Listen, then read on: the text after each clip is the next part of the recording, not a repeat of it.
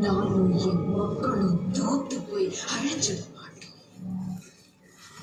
அந்த ஏவாவை நாங்க புறக்கணிச்சோம்.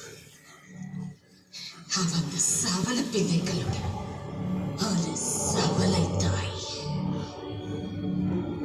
அந்த தாயோட வத்தி போன மார்பல பால் குடிக்க முடியாது.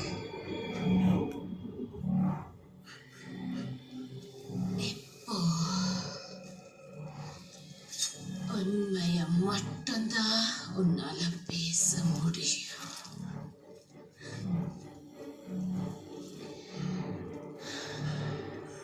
உனக்கு வயிறு நெஞ்சம், பயம் அறியாதவன். என்ன பண்ற நீ? இதயத்தை திறக்க போற குறைச்சு.